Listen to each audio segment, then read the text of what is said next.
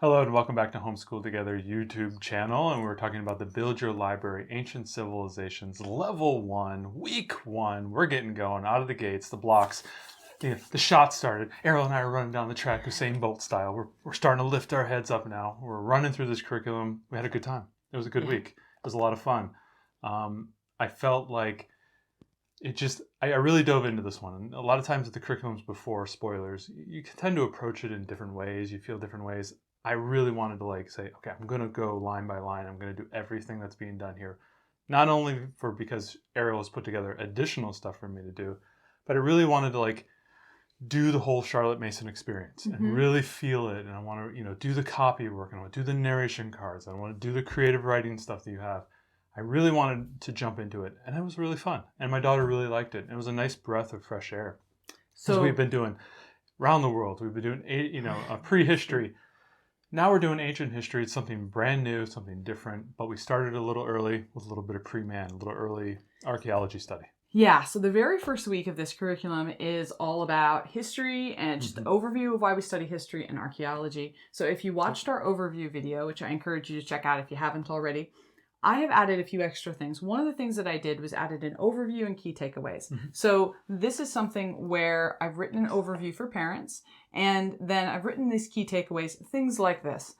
What is archaeology? Explain archaeology studies ancient people and their cultures through the artifacts they left behind. That would be an example of I have 6 key takeaways here. So you would read the intro paragraph, kind of have an understanding of what we're going to do, and then you have these prompts. So I do imagine that as we finish this, and I don't know exactly how we're going to bundle it, but I imagine that I will be sharing this information with you all. But if you want to do something like this, and before I've shared it, think about kind of the keys that you would want your child to understand. Maybe talk to them about that. We talked about last time this, tell them what you're going to tell them what you told them. And so this is a good way to kind of get your learner grounded in what you're going to do for this week. Exactly. So after key takeaways, we want to go into a discussion of the books for this week. Yep. So our lit selection for this week. We'll start here. Do we want to start here? Yeah. So there's a couple recurring things that happen, I think, every week, multiple times of the week. And I felt like I wanted to have those in their own separate books. And so here I have copy work and then the narration book. So these are narration cards. Very often the narration cards are about 70% of them is her drawing, writing, doing something in a book. And then there's also the copy work. And so what I did is I wanted to make sure that... So this is the narration book, right, for example. Yeah. So this one, Despero is the hero. We're reading Despero. We'll talk about it in a minute. But this is what we did. We picked up these books. They were 99 cents. At Walmart, I think. They're nice because they're really slim. And it gives us a nice place to hold this, which is not going to get lost. It goes really easily in our little bins. Same thing here we have as well for the copy work. So this week's line was, they were obscenely large ears. And if you know Despero, he had obscenely large ears. And it's an actual line from the book. And so she was writing that down. And depending on how long the copy work is, I'll ask her to write it maybe multiple times. This was a shorter line, so I asked her to write it 5 or 6 times. She was doing the Bart Simpson on the chalkboard thing there, and then a little bit extra here and there. So it's nice to keep these around.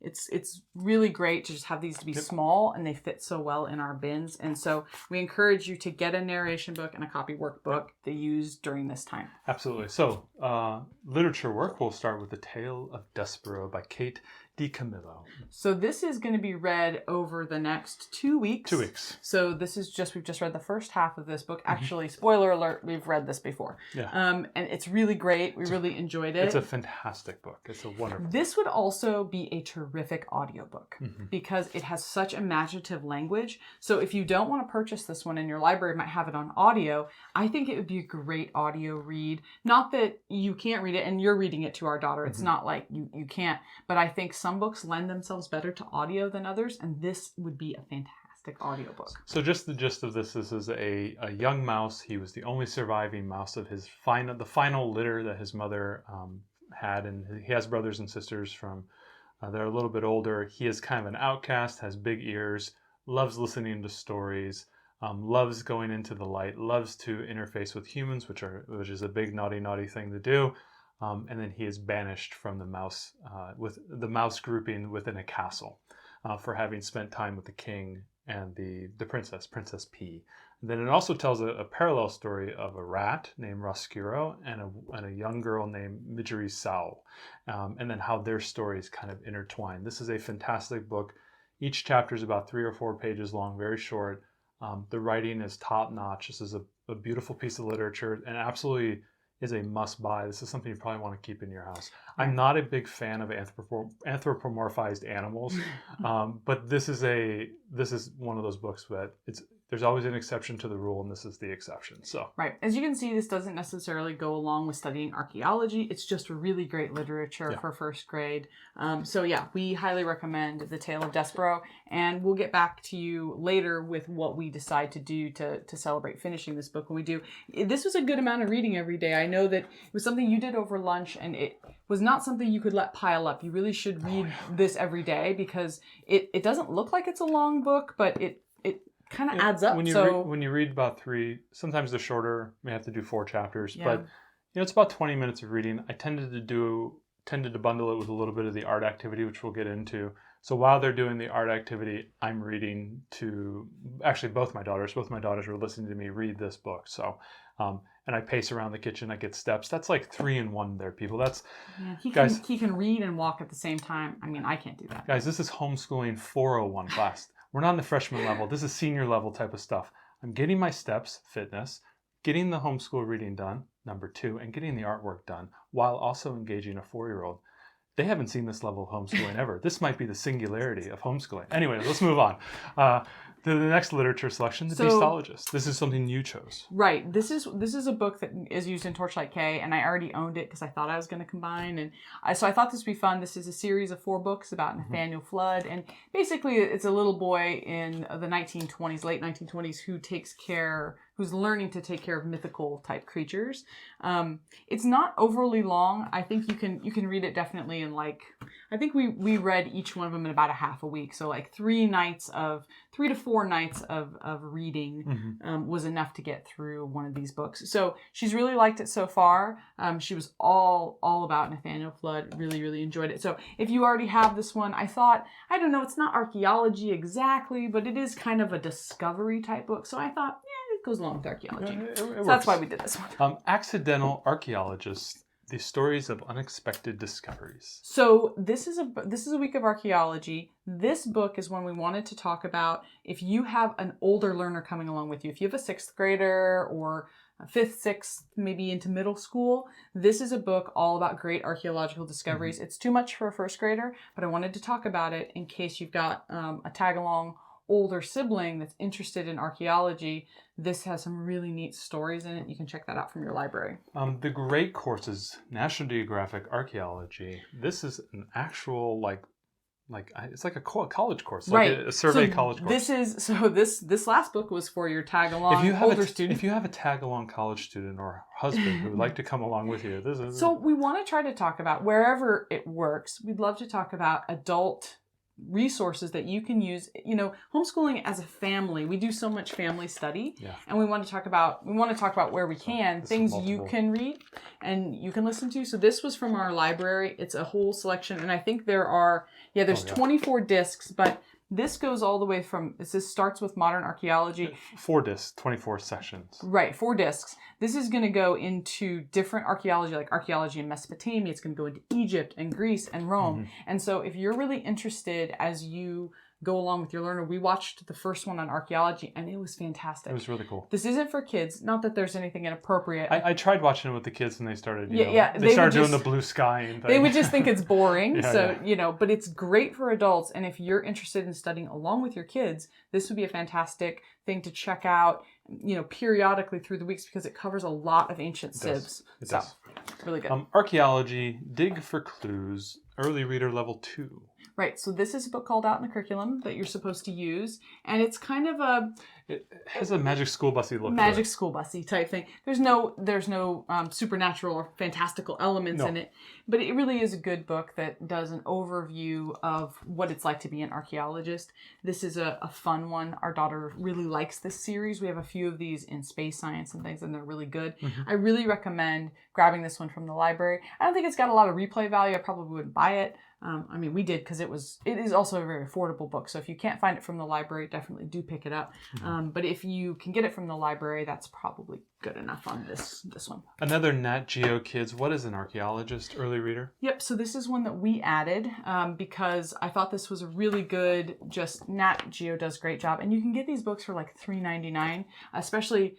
Really pair them with one of those Target or Amazon, buy two get one free sales, because then you can really make this a deal. And I've grabbed a whole bunch of these National Geographic books. This is a book that you may read sections throughout this entire curriculum because it touches on not just an archaeologist, but they talk about ancient pyramids, ancient Thailand area. I saw a little bit of Mayan culture in here, so.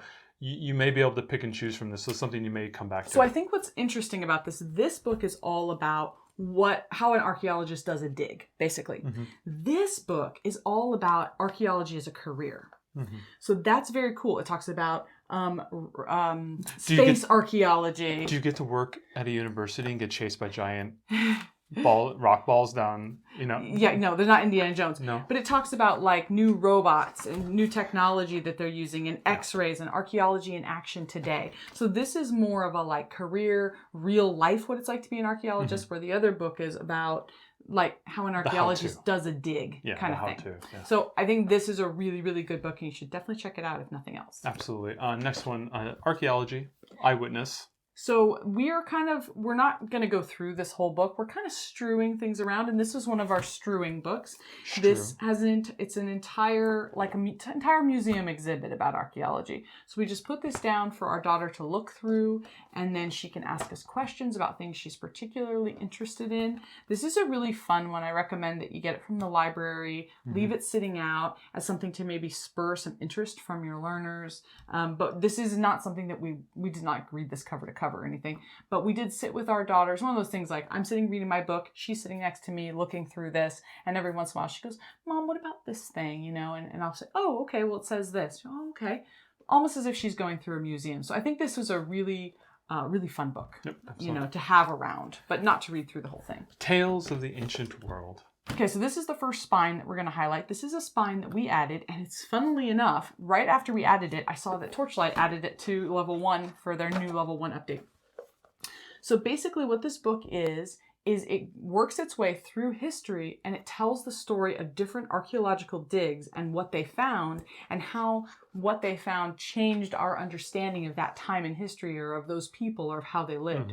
So it's very interesting because you can go along with all of the civilizations and you can move through it, and it's got great pictures, but you're seeing it through the lens of the people that made the discoveries. And it's like, oh, this year this guy and his team made this discovery, or this gal found this, and because she did, it changed our understanding about how they lived in Mesopotamia, or whatever it was.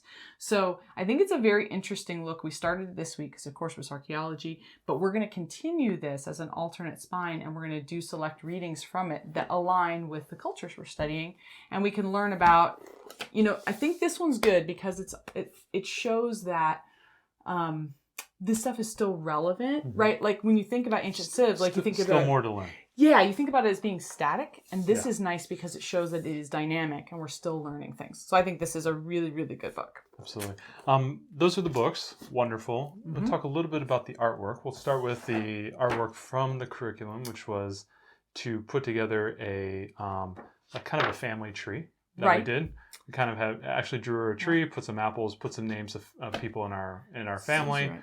Just kind of a fun little thing she was able to do. So we're talking about that this week because it's part of the sample, but we won't talk about the art in the future probably. Next one is a timeline. Oh, so this was an idea that I came up with, and I added a timeline of her own history of her life and the major events that happened in her life. When she was born, baby larva caterpillar. Right. When sister was born, and things she did in different ages. Yeah, so it's funny to think what she remembers from that time period. It's kind of fun to do a timeline and do it from a kid's perspective about their own life. And it's a good start into timeline work, which we're going to be getting into as part of this curriculum. Exactly. So just kind of cut papers, taped together. So it's kind of fun.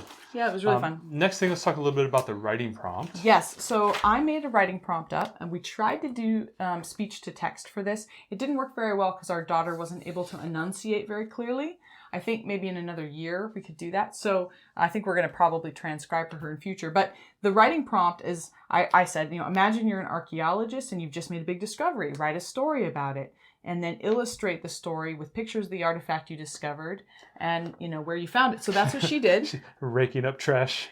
So she drew a picture. So what we did was we got this written down. I ended up, getting on the computer in Google Docs. And then I just made a big 1x1 table and printed it on our Epson Eco Tank, which we love. If you don't have a printer, get an Eco Tank.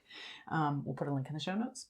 And then we had her draw. So this was her ability to do a small creative writing project. Yeah.